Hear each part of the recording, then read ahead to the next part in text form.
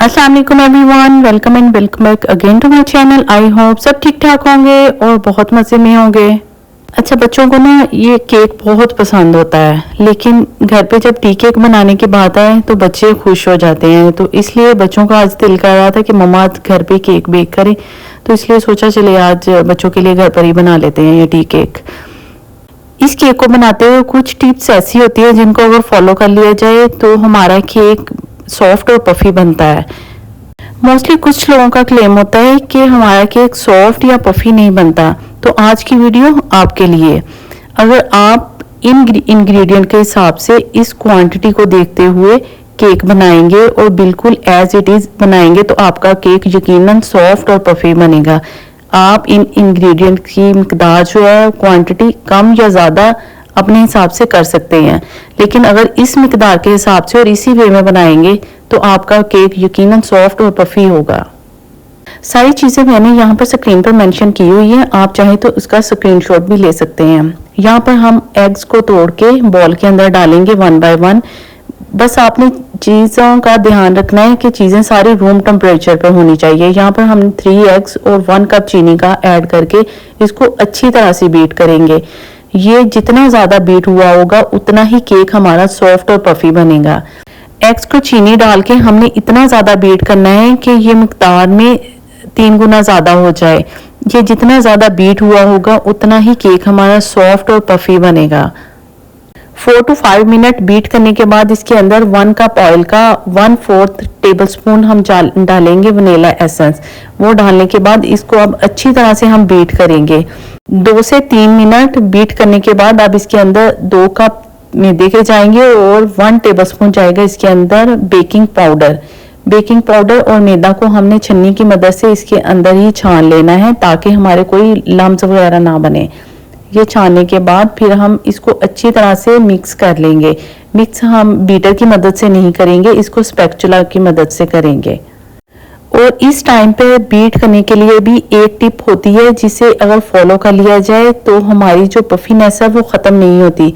इसके लिए हमने कट फोल्ड यानी कि सेंटर से कट लगा के साइड से फोल्ड करके इस तरह से हमने बीट करना है। बिल्कुल ऐसे जोर जोर से चम्मच नहीं मारना होता है, क्योंकि इससे जो एग की सॉफ्टनेस है वो ख़त्म हो जाती है। अब गर्म दूध के अंदर थोड़ा सा फूड कलर डालकर वो इसके अंदर थोड़ा थोड़ा करके ऐड करेंगे और इसकी कंसिस्टेंसी देखते रहेंगे। जिस तरह की हमें कंसिस्टेंसी चाहिए होगी उस हिसाब से हम इसके अंदर दूध डालेंगे। वैसे मैंने कैप्शन में मेंशन किया है कि 1 कप ही इसके अंदर दूध जाएगा, लेकिन ये क्वांटिटी कम या ज़्यादा भी हो सकती है। अब बेकिंग पैन को ऑयल से ग्रीस करने के बाद उसके अंदर सूखा मैदा डाल के तो इसको पूरे पैन के अंदर अच्छी तरह से स्प्रेड कर देंगे ताकि हमारा जो बैटर है वो पैन के अंदर चिपके नहीं। और अगर आप चाहें तो बटर पेपर इसके ऊपर लगाकर तो उसको भी ऑयल से ग्रीस करके वो भी डाल सकते हैं। अब तैयार किया गया बैटर पैन के अंदर डालेंगे। पैन के अंदर डालने के बाद इसको हम हल्का सा ऐसे पुश करेंगे ताकि इसके अंदर जो बबल्स वगैरह रह गए हैं वो ख़त्म हो जाएं, क्योंकि अगर हम इस तरह पुश नहीं करते तो इसके अंदर जो बबल्स वगैरह होते हैं वो बेकिंग के बाद वो ऐसे ज़्यादा वाजिया हो रहे होते हैं। तो हम इसको कढ़ाई के अंदर बेक करेंगे। कढ़ाई के अंदर स्टैंड रख के तो फिर हम पैन को उसके ऊपर रख देंगे। हम चाहते तो डायरेक्ट इसके ऊपर पैन को भी रख सकते थे, लेकिन अगर डायरेक्ट रखेंगे तो जो हीट नीचे से निकल रही होती है वो सीधा पैन के अंदर जा रही होती है, तो जिससे ये कि पैन को नीचे लगने का डर होता है। तो बस 20 से 25 मिनट के बाद हमारा केक रेडी हो चुका है।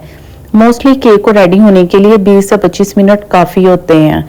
तो हमने एक पेन या पिन की मदद से इसके अंदर डाल के तो वो चेक करनी है। अगर तो वो ड्राई होगी तो इसका मतलब ये कि हमारा केक बेक हो चुका है।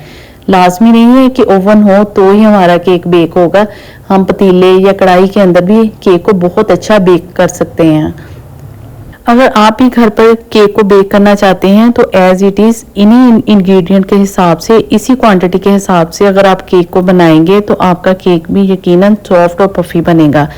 तो अगर मेरी ये रेसिपी अच्छी लगे तो आप भी ज़रूर ट्राई कीजिएगा और मुझे कमेंट सेक्शन में ज़रूर बताइएगा कि आपका केक कैसा बना। हमारा केक तो बहुत सॉफ्ट और पफी बना है, दिखने में इतना मज़े का लग रहा है तो खाने में तो बहुत ही लाजवाब होगा। अच्छा, कुछ लोगों को लगता है कि केक बनाना बहुत मुश्किल है और बिना ओवन के तो बिल्कुल ही नहीं बन सकता, लेकिन आप अगर एज इट इज बनाएंगे, इसी तरीके से बनाएंगे और ओवन के बगैर भी आप बना सकते हैं पतीले और कढ़ाई के अंदर, तो आपका केक भी यकीनन बहुत अच्छा बन सकता है। इसलिए जब भी केक बेक करें तो इस वीडियो में बताई गई टिप्स को फॉलो जरूर करें, और मेरी वीडियो अच्छी लगे तो सब्सक्राइब जरूर करें और साथ ही बेल आइकन के बटन को जरूर दबाएं। Thanks for watching living with Amna. Bye bye.